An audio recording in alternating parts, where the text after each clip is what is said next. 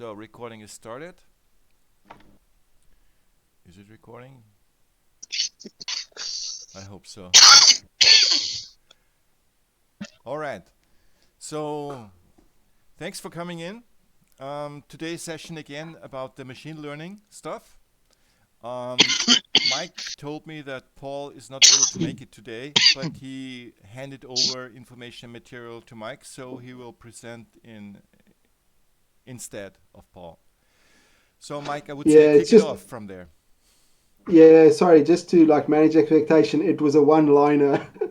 Okay, A so one-liner. Okay, that's give us kind of this line, please. so yeah, so I'll give you the line just quickly. So basically, um, I don't really have much to update, but he said he's going to be working on testing the CUDA stuff, and we'll try the RCNN, but if to check performance, but RCNN looks like too slow for production. Thinking about next steps for ML, likely going to try out RNNet or RNN, so which is more temporal based. So back to 3D from 6D. Mm-hmm. So yeah, that's pretty much it really. So I think yeah. Okay. So yeah I I've I've I've recently done some CUDA changes. There are more to come. Mm-hmm. Um, he hasn't tried those. He hasn't tried to run those yet. Mm-hmm. But yeah, I think from his point of view, he's just concerned about running all this machine learning stuff on a nano. Mm. Um, so yeah, he's just gonna try some other stuff. Okay. We were discussing about P-frames, MPEG stream P-frame extraction, to reduce the video streams and to separate events from each other. So to make very small, tiny apertures that can very easily be processed, then the whole package, the whole frame package. I, I will post an image in software development, and so that you can. So hold on, where is it? Uh, there it is.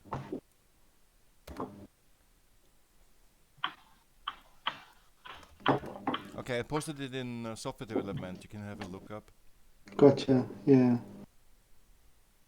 Uh, and this is it's just the flow chart, the basic idea of the P-frame extraction. So the thing is, do you see it, Mike? This image?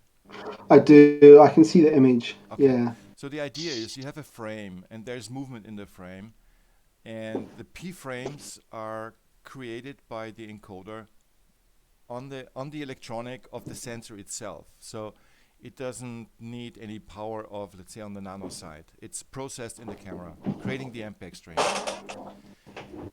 If we take out the slices, only those slices where movement takes place per event. So we bundle those P frames, these slices of one P frame, and let's say the dog that you see on the very right bottom, that's the only movement in this picture right now for this example. Um, I have to put it over so that it's also in the recording.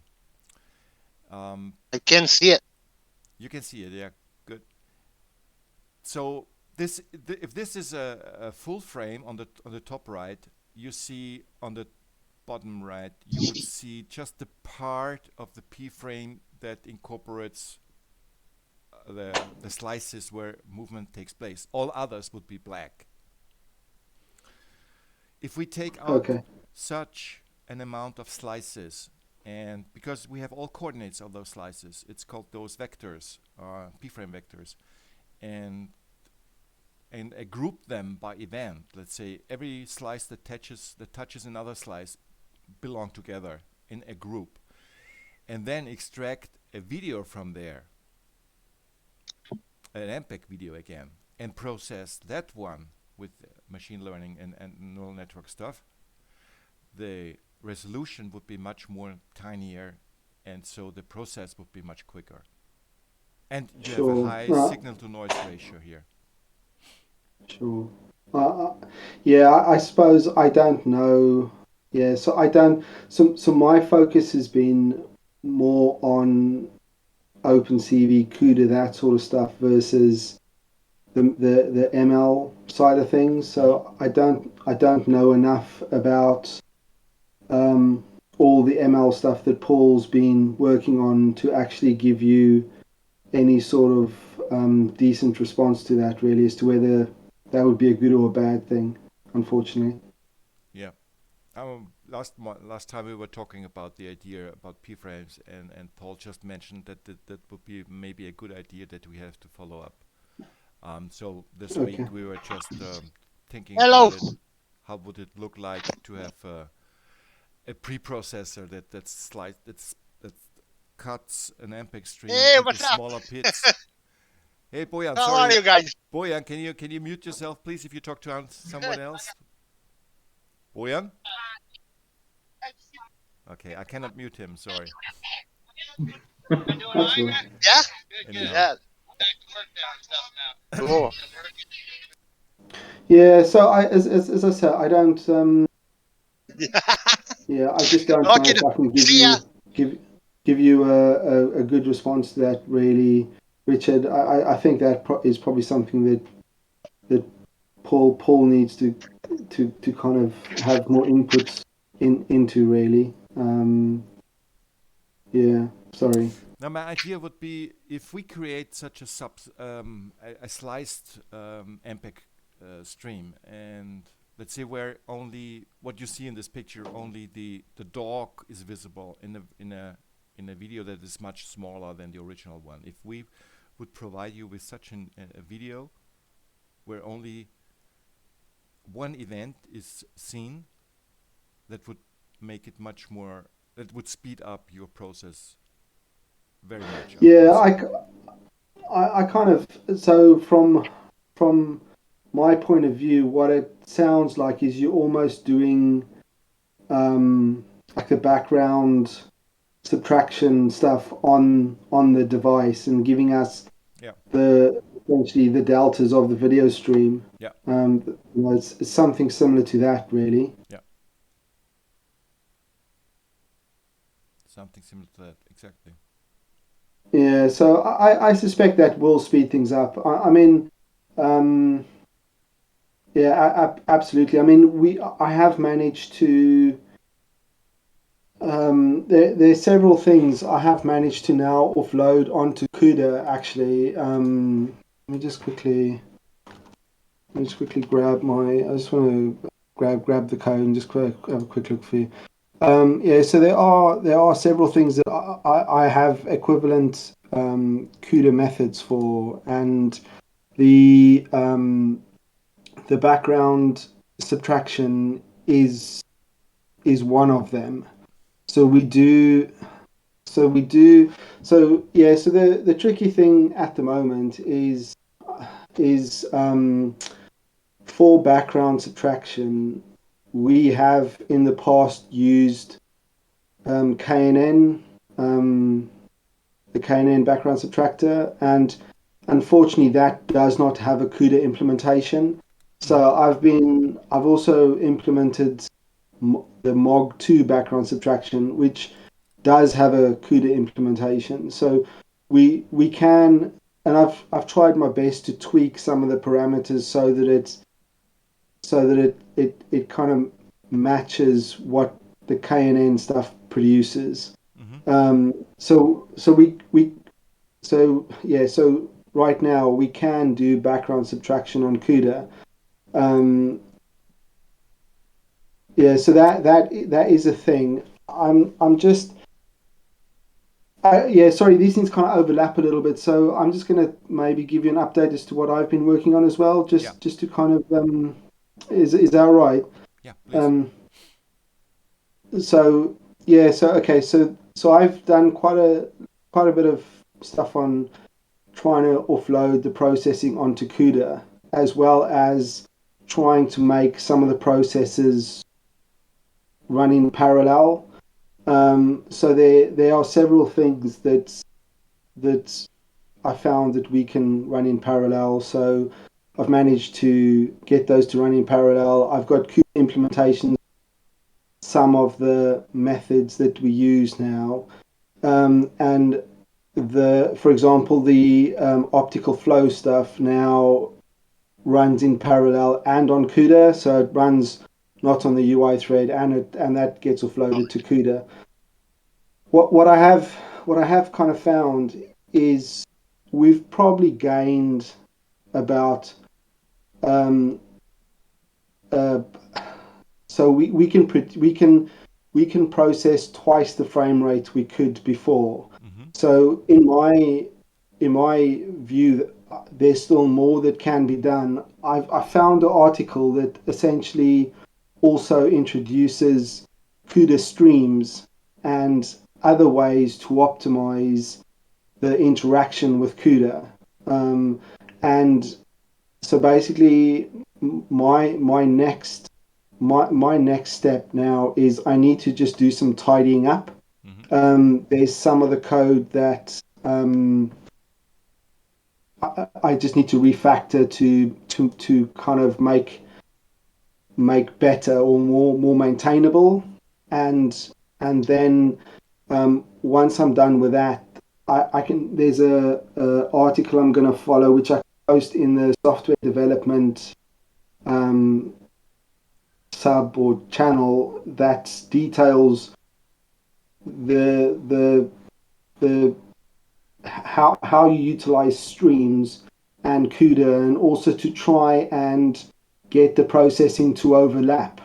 Um, and it's definitely worth me exploring, because if I read the article, it starts off by introducing something called a naive implementation, and through like several stages of trying to improve the performance of that implementation.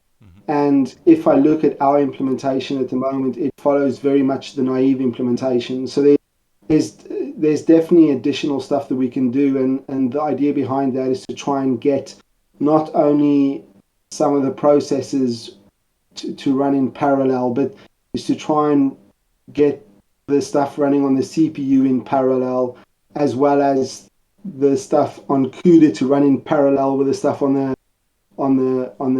CPU, and all this sort of stuff, because there's all sorts of memory allocation that happens and has to be synchronized, and all these sorts of shenanigans that kind of go on, that there are ways and means to try and reduce that number of synchronization calls. And essentially that's what this article goes into a little bit. So that's basically an update from me, is that my next bunch of changes are going to be to do some code tidy up and to make some of the stuff more maintainable. And then once that has been merged into master, I will then look to look at this streams article and try and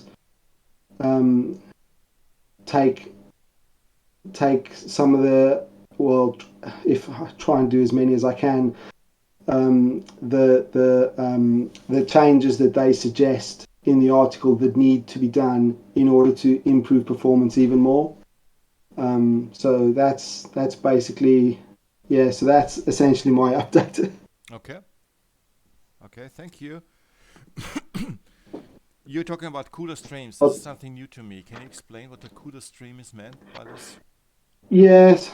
So I'm a bit woody on that also, in all fairness. I've read the article once, and I kind of have to read it a couple more times for it to kind of sink in, really. But essentially, my understanding is that in order to get the GPU to process in parallel, you have to feed it streams of data almost in parallel.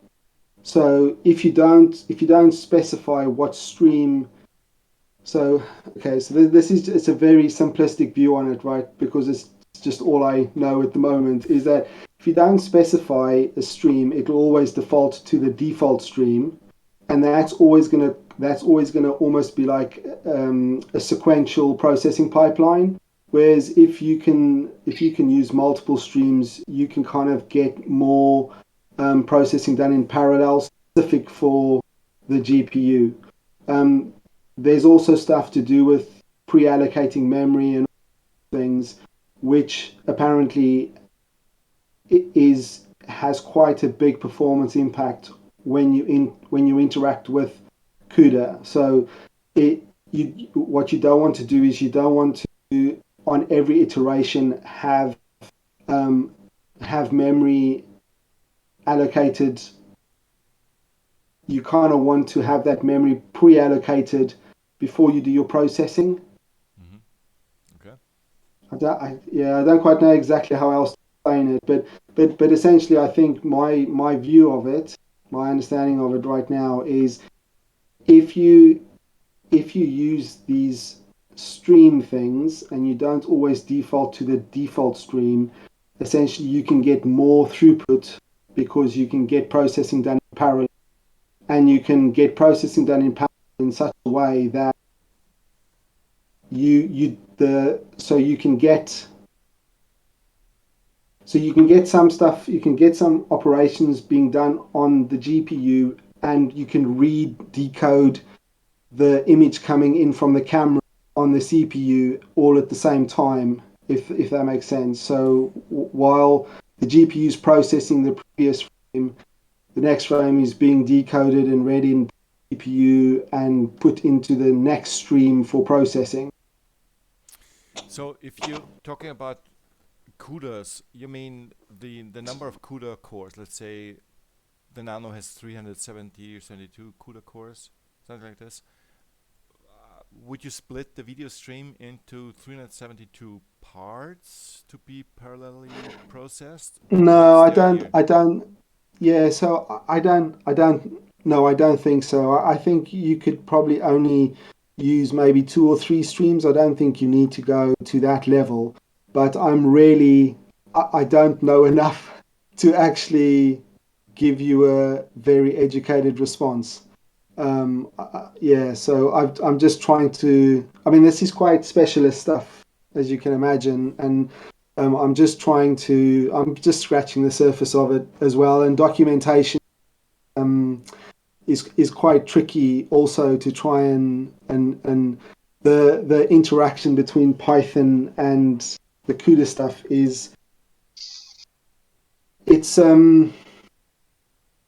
documentation is a bit woolly. It takes a little bit of trial and error and all sort of stuff. Like, for example, I can't run the Cuda stuff on my desktop because I don't have a supportable GPU. So I have to basically run it on the Nano. And then I had to write these frame dumper things, which would dump the video out into like the different frames. For example, gray frame and the background subtracted frame and the flow separate video. So I could then compare whether the Cuda implementation was CPU implementation I get from my desktop. So it's a bit of trial and error, you know. Yeah, absolutely, of course. Could you imagine that, for example, with the P-frame idea to have this MPEG streams pre-processed, to put those slices and let them be processed by every CUDA core, so that we can use these 370 cores at the same time? I honestly don't know. I don't know enough. Okay. I'm not. Okay. No problem, Mike. Yeah, sorry. We're all learning here. Yeah, exactly. I just honestly don't know enough to give you a good answer.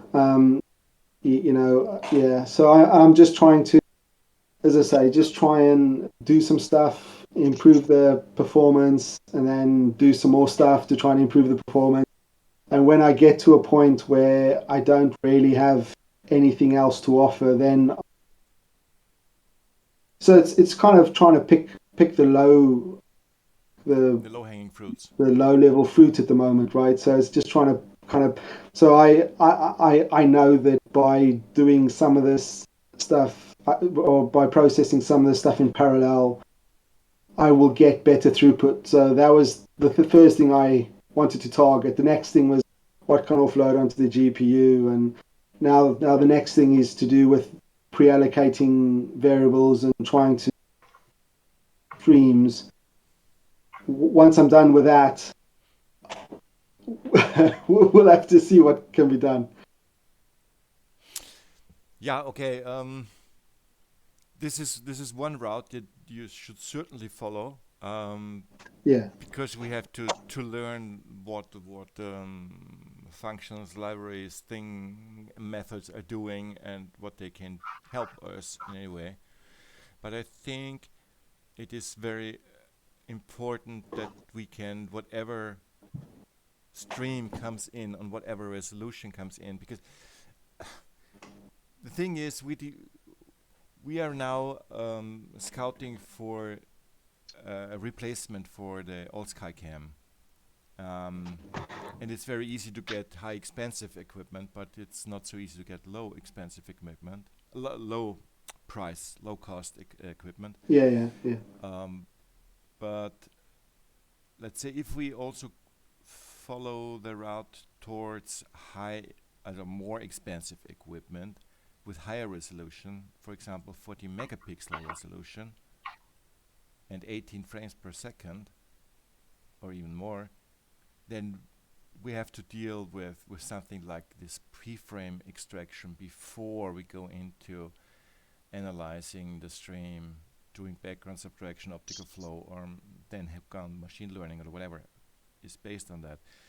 I think because it's a fisheye camera and let's say 90% of the real estate is not of interest for us.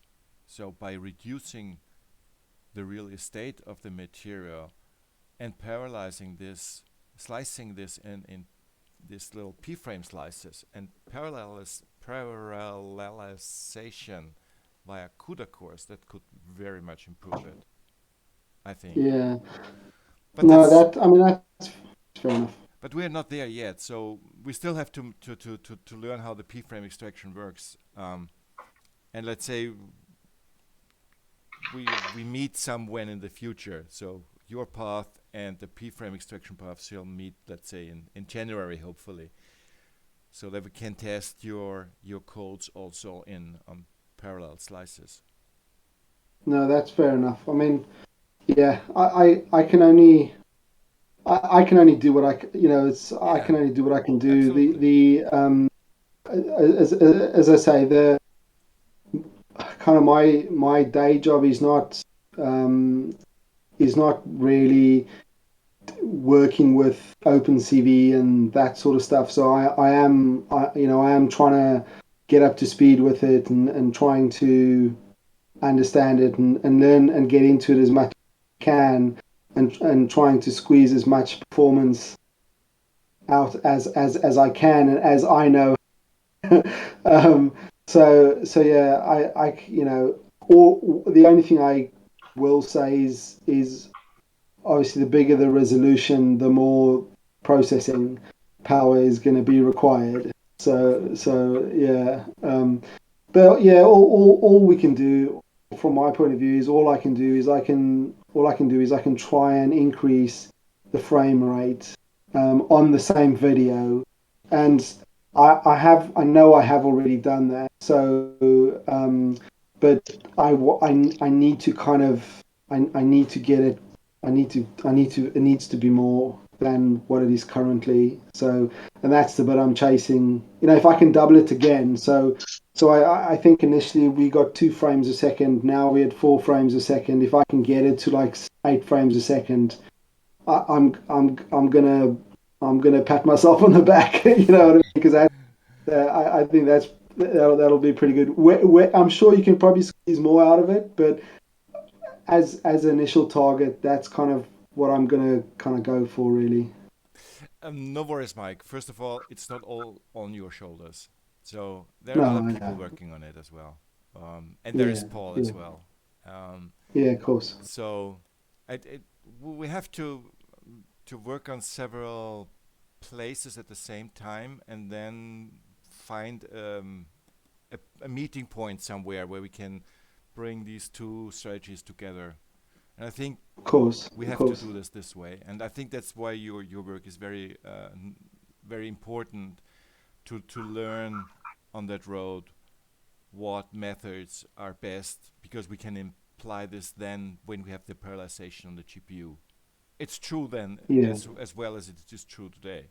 So any work that True. you No, do that's fair enough. is important here. Yeah, I mean, if I can fully saturate the CPUs and the GPU for the length of or for the period of a video, and the nano doesn't catch fire, I'd be happy. Please don't. I don't think I'll get there, but that's kind of what I'm going. That's kind of what I'm aiming for. Really. Yeah, I'm just trying and get the frame rate up as much as I can. The thing that appears to be slowing down the frame rate is the trackers. So it's essentially the tracker trying to determine whether the object is still in the frame and trackable. And basically, if you have, sorry, my PC's just gone into screensaver mode. So if you have 10 objects being tracked, that slows down the frame rate processing quite a bit. So I think there's some additional work that I would like to do. So a while ago I made changes which essentially looked at objects being tracked and tried to determine as to whether they were good objects for tracking or whether they were essentially a waste of time. And the only way, well, not the only way, but the way I did that then was to just look at distance traveled Mm-hmm. over a period of frames. Mm-hmm. So over 10 frames or whatnot. If the thing hadn't traveled at all, then I would say it's not a good target. It's not a trackable target. If it did move, if essentially the rectangle that gets drawn around the object being tracked, if that rectangle over a period of like 10 or 15 frames didn't overlap, then I would class that as a good trackable object. Mm-hmm. And it's really simplistic logic. I know, Mm-hmm. but it actually has made a huge. It's made quite a big. It's had quite a big impact on performance because basically when for example cloud edges and those sorts of things are picked up as trackable objects, they get discounted quite quickly because they don't necessarily move that much, or leaves fall into a similar sort of category. And I would like to try and explore whether there are better ways of writing that algorithm to make it a bit performant and these sorts of things as well. But it's small little things like that that can actually have quite a big impact on, because if we can reduce the number of Events. if we can reduce the number of trackable items Mm-hmm. so that we only track really good targets, Mm-hmm. then we can get the frame rate up. Yeah. If that makes any sense. So is to try and improve the logic in determining whether it's a good trackable object or not, really. Yeah, absolutely. This dropping, but dropping means you have to evaluate in a way. So your evaluation is now on displacement, so movement from point A to point B. That could be enhanced by any kind of other conditions that we can drop events. Yeah. But I think if we make it to the point to have this parallel slices in the GPU, and for now we can, let's say if there is a 36 by 30, there's a 6 by 6 slices event, which is a huge even, then we can have 10 events on the nano working and being processed in parallel. So 10 is already a high number. 10 events at the same time. So, but still, the size is also crucial because we do not know. There's a wide range of number of slices per event. I know. Yeah. It's we're not I there mean, it's yet. really all this stuff. No, I know it's really cool. I think we can probably process 2 frames a second, just maybe just under just between 1 and 2 frames a second if we have 10 items being tracked by the nano. So that's current performance. I'm hoping that with kind of utilizing more of the stream stuff and pre-allocating member variables and those sorts, I can get that to 3 or 4. But I honestly, as it stands right now, I don't know if I'm going to be able to get it up much past that. But see, you are working always full frame. You're working full frame. Yes, Yeah. So absolutely. consider working on a subset. Let's say on 360 by 360 pixels, for example. Yeah, those things just it will that has a big impact. The frame size has a big impact on performance. Yeah. So slicing it down and reducing the aperture of what you're processing. I mean, if let's say we made the example for this 36 slices per event, if you have 360 pixels as just a factor of 1 to 100 of a full frame. So if a full frame is 3600, for example, by 3600, so it's a 1 to 100 relation. So you would be able to process 200 frames per second even on a small set. No, that's fair. So, but that's we're not fair. there yet. So, what I want to say is, your work is important because we learn via you. We learn what methods and how to use them. And when we are finally there, that we have all these slices generated and put into parallel GPU cores, then this will definitely speed it up. And I think I'm very much convinced that the Nano will be capable of processing this. If you do it right on the pre-processing.